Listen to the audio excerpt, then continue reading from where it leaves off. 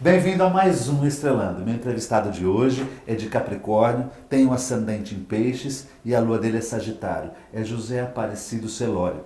Ele é professor da Universidade Estadual de Maringá, pesquisa na área de educação, imaginário e processos autoformadores e cosmologia ética. E, claro, também é astrólogo, até por isso que ele está aqui nessa entrevista. Ele apresentou um trabalho na Gaia, no 20º encontro da Gaia aqui em São Paulo, sobre a razão melancólica, faces de Saturno e o mal-estar na educação.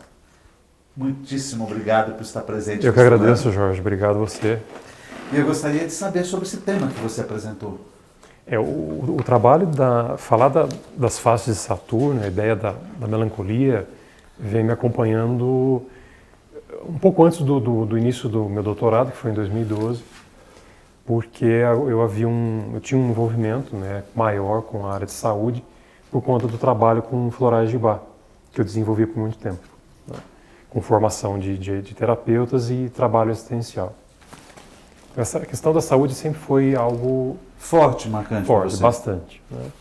E em 2012 iniciei o doutorado na Federal de Pelotas, né, sob a orientação da professora Lúcia Pérez, na área do imaginário, trabalhando com o tema com professoras readaptadas.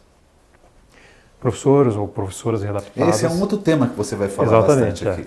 E aí a partir disso, do trabalho do adoecimento de professor, eu pensei na escola. Normalmente se fala muitas vezes a gente vê até em textos psicológicos menção a uma escola saturnina, uma escola sisuda e faz referência a Cronos ou ao cronômetro, num sentido de que uma escola que limita, que é autoritária e tal.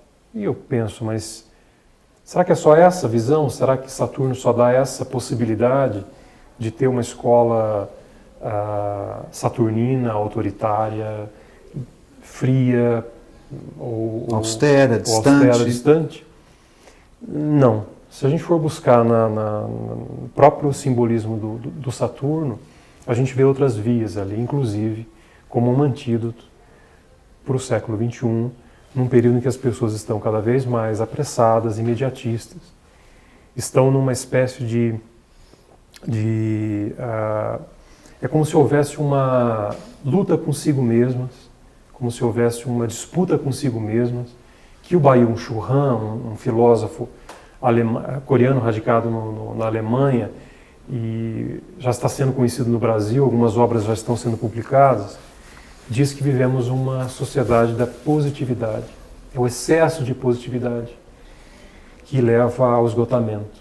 Quer dizer, a disputa com si mesmo que leva a esse esgotamento.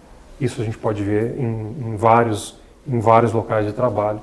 Como eu sou educador, a minha preocupação é com a escola, fundamentalmente com a escola e a formação de professores, eu vejo que há um excesso de positividade em alunos e professores quando eles se preocupam com a busca de produção.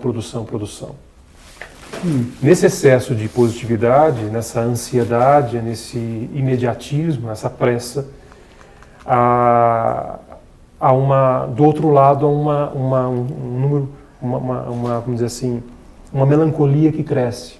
A gente pode ver nos índices de pessoas com depressão, por exemplo. Mas é uma melancolia, um estado melancólico que cresce. Dentro da sala de aula? Dentro da sala de aula, fora da sala de aula, na sociedade como um todo. Isso é a melancolia seria uma das faces, a melancolia seria um antídoto. Por que as pessoas acabam desenvolvendo e tendo, ou entrando em estados melancólicos ou depressivos, ou mesmo depressões profundas, numa sociedade como a nossa? Né? E aí a gente questiona quem de fato está doente, quem está, vamos dizer assim, doente, diagnosticado, melancólico, depressivo, ou quem está dentro do sistema fazendo tudo que o sistema exige. Tanto é que dos problemas da medicalização é o quê? Ajustar, você dá o medicamento, você ajusta a pessoa à sociedade. Você devolve ela para a sociedade. Então, uma das vias, e o Saturno, nesse sentido, nesse sentido, ele tem um símbolo ligado à melancolia como sabedoria. Não é uma questão nova. O Aristóteles já dizia isso no Problema 33, que ele associa a melancolia com genialidade. Entendi. Né? Interessante. Então, qual a relação da melancolia com a genialidade? Qual a relação da melancolia com a sabedoria? Na cosmologia do Dante Alighieri, o Saturno está na 7ª esfera, quer dizer, é a esfera dos sábios, da razão. Razão. Né? E há é um símbolo multifacetado, todo símbolo não tem um único significado. Mas a gente traz muito essa ideia do Saturno ligado ao relógio, ao Cronos, ao que controla, e esquece de outras vias, né, do símbolo de Saturno. Isso pode ser visto como uma metáfora para estudar a escola e a formação não só de professor, mas de todos os profissionais, inclusive se pode discutir isso na formação da astrologia. As pessoas querem aprender muito rápido, porque acham que a tecnologia permite isso. É uma discussão que a gente está batendo há pouco tempo sobre isso, o Robson, aqui hoje mesmo, sobre essa questão assim, está muito fácil, tem muita informação. Exatamente. E quando eu comecei a astrologia, tinha pouca informação. A gente tinha que extrair informações e fazer traduções e tal, e hoje a facilidade é muito grande. Isso você acredita que dentro do contexto da formação das escolas isso atrapalha?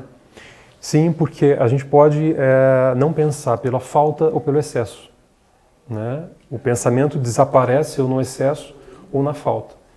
Então muitas vezes a gente vê lá os alunos e a gente como eu sou coordenador de curso, eu tenho experiência com os alunos, eles chegam e falam, relatam problemas, muita coisa para estudar, trabalho para fazer, estágio.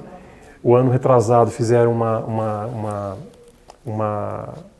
exposição, foi uma intervenção, na verdade, mostrando os dramas dos alunos da graduação. Quer dizer, algo que, uma das faces que eu entendo do Saturno, ainda mais se a gente for pensar nele em Capricórnio hoje, e será que há uma possibilidade, uma via para se compreender também essas outras faces dele, é a discussão do que de fato é essencial. De tudo que chega até nós, qual a dificuldade que a gente tem em saber o que é essencial? De tantos livros, apostilas, vídeos, Sim. O que é essencial? O que eu devo estudar? Tem que filtrar, né? Aí entra exatamente a ideia da positividade, como se eu tivesse que saber tudo, fazer tudo, entender tudo. As pessoas têm as suas especificidades, temperamentos e tal, características que são reveladas pelo mapa, mas mesmo assim, mesmo aquele que tem uma capacidade de lidar com informação de forma um pouco mais rápida, mesmo assim, ele tem dificuldade em lidar com excesso. Eu tenho mais perguntas para o segundo bloco, tá bem? Não saia daí, voltamos já.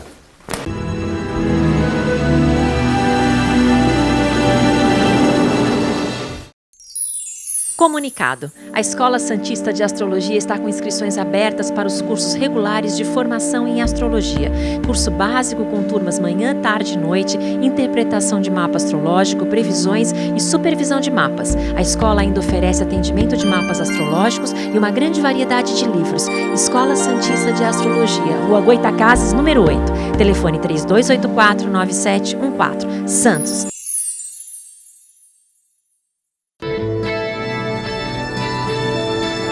Apoio. Euro, materiais para construção e reforma. Praça dos Andradas 110, em Santos.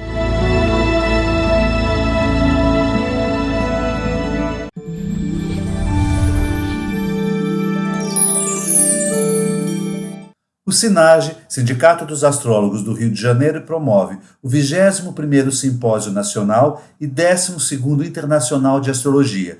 Vai acontecer nos dias 4, 5 e 6 de outubro. O tema, o Encontro dos Deuses. Informações, 21 22 13 0972.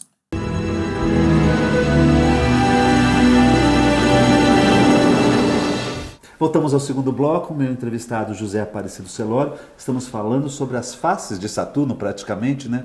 Melancolia e depressão. Você faz um estudo desse tipo melancólico depressivo de Saturno através de um conjunto até porque Saturno atualmente está em Capricórnio, né? Potencializando isso no céu e nas pessoas em geral. Plutão está no signo de Capricórnio também, reforçando toda essa temática e essa descida, né, aos infernos, né, Plutão. Dentro dessa área da educação, você acredita que desde que Plutão entrou em 2008 e Saturno em 17, final de 17 em Capricórnio, isso tem promovido nas escolas ou no saber algo mais difícil ou não? Olha, Jorge, eu não fiz e não faço exatamente essa relação. Tá. Né? Se me perguntar, não tenho... O que eu tenho notado é que e a gente vai ver isso crescer. Eu não quero estatística, não é isso. Tá. A gente vai ver isso crescer. Por exemplo, é a sua observação. Publicações sobre melancolia. Tá. Tem se publicado muito sobre melancolia. Vai se falar mais sobre melancolia, sobre as depressões. Talvez aí, principalmente pela melancolia. A gente ouve alunos falando entre eles, né? A gente às vezes está próximo de um grupo e escuta, eu tomo um remédio, o outro fala, eu também tomo. Que idade esses alunos? 18, 19 anos. Né? Então o índice de alunos que se medica, né, que é medicado, é alto e cresce. O índice de professores que tomam remédio é alto. Isso não cresce também. Cresce muito, quer dizer, você se pegar as estatísticas, a gente assusta, porque a cada ano tem mais gente se afastando. Alguns se afastam por motivo de doença e não voltam para a escola. Outros voltam, mas com uma medicação, não podem ficar sem. A gente escuta relato assim, eu preciso tomar um remédio porque senão não aguento de ansiedade. Eu preciso tomar um remédio senão não aguento estudar, senão não consigo trabalhar. Então as pesquisas de mal-estar docente têm crescido muito no país e de mal-estar discente pouco, se fala pouco, mas há também um número grande de alunos de graduação e pós-graduação que sofrem, que têm mal-estar, que estão em mal-estar e normalmente ligado a transtornos emocionais. Eu penso que a minha leitura, e não é só a minha, né, eu tenho aí autores que eu posso citar, por exemplo, o próprio Walter Benjamin, que tem uma leitura da melancolia ou Byung-Chul Han, uma leitura da melancolia como antídoto, ela não é vista como algo negativo, como uma doença da melancolia.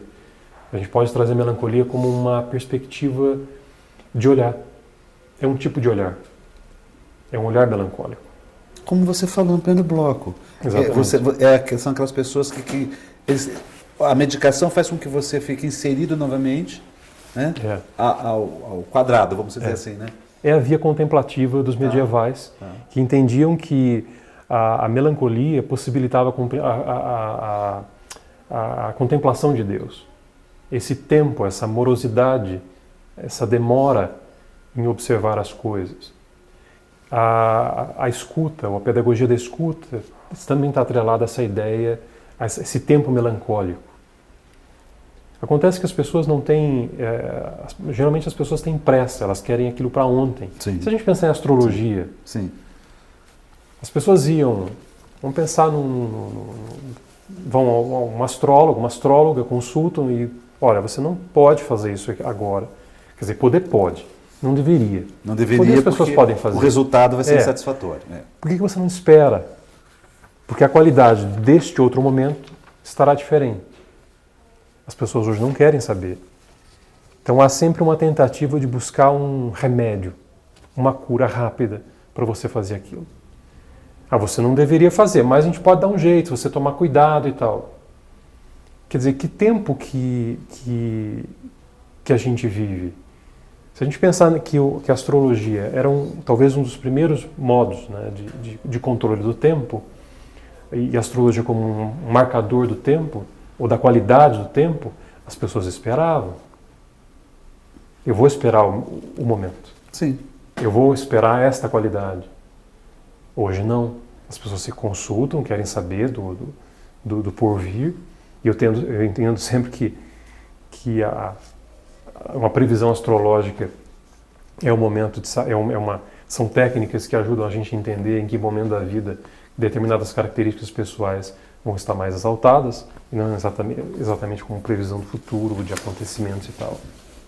É um entendimento, não é o único.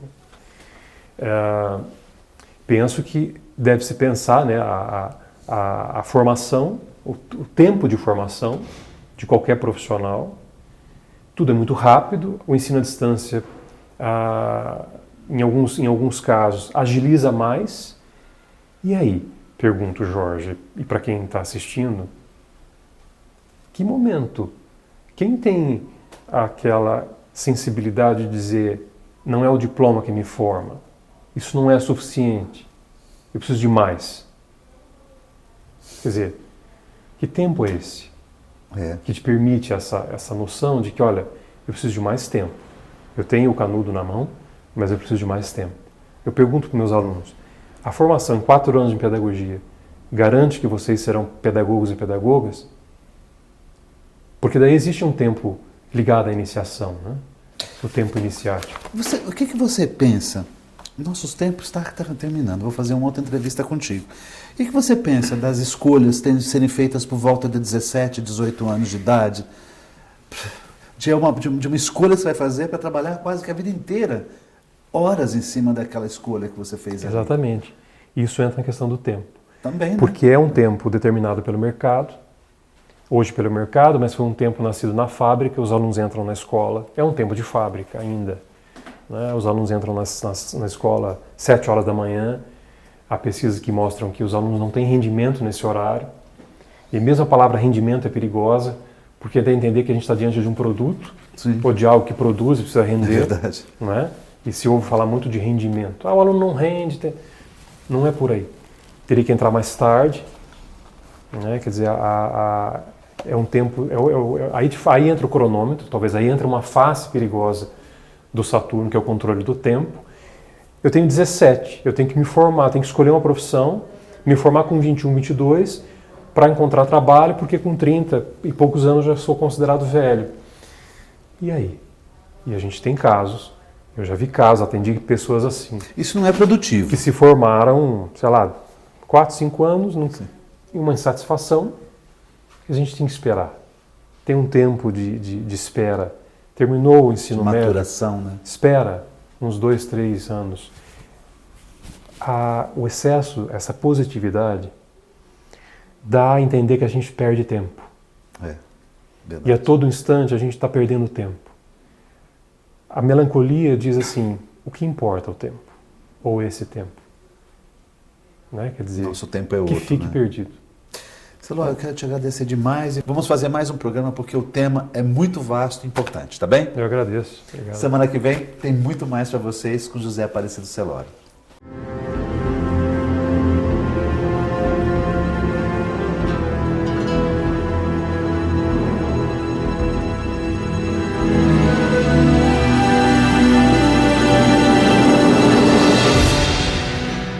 Sicom, a mão amiga no momento certo. Avenida Conselheiro Neves 472, telefone 33263083.